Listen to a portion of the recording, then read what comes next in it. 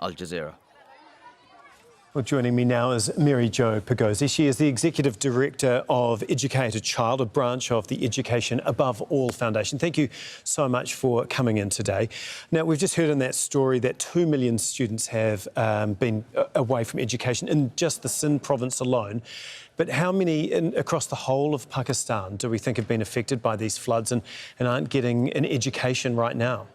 Well, of course, we don't know the exact numbers because, in fact, both Sindh and Baluchistan provinces are really badly hit, but a lot of the other provinces are as well. What we do know is that this is an extremely difficult situation for the children. Not only are they out of education, but they don't actually have that routine that they can go to and be with them every day.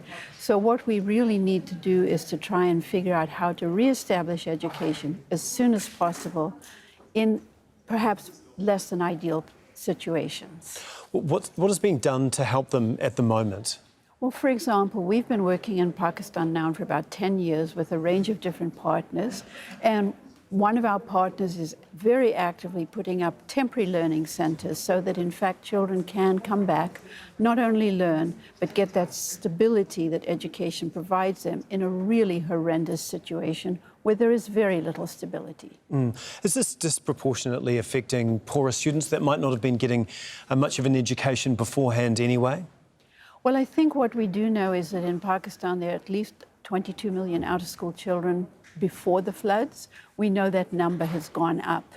Certainly the people who are the poorest and with the fewest resources are the least able to respond.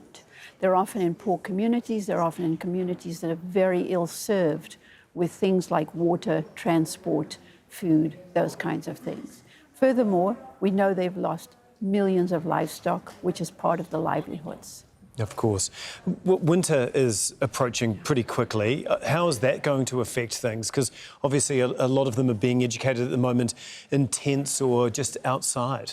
Well, of course, that's just going to add to the problems. And I think what we really have to do is to look at this as well from a positive point of view, which is how can we rebuild in ways that help not only get the immediate problem solved, but put together systems and education opportunities that are much more resilient, because we know with climate change that this may not be the last time that this happens. Yeah.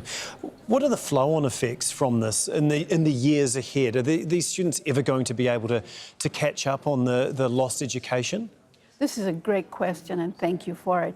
I think there are enormous flow-on effects. We've seen them across the world. We've seen them in other wars and other situations like this.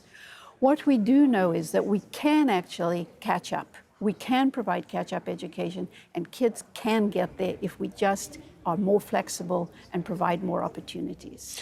Okay, and does it feel like there's been enough international attention or help from outside Pakistan? You know, what more do you need to actually help the millions and millions of children that have been affected? I honestly don't think there has been enough help, and I think that's probably because there are so many other things going on right now across the globe that are equally as challenging. So in effect, these children are perhaps not getting the kind of attention they should get, nor is the funding coming in the way it might. Thank you so much. That's Joy Pigozzi from EAA Child. Thank you very much for being on the program today. Thank you for the opportunity. Well, the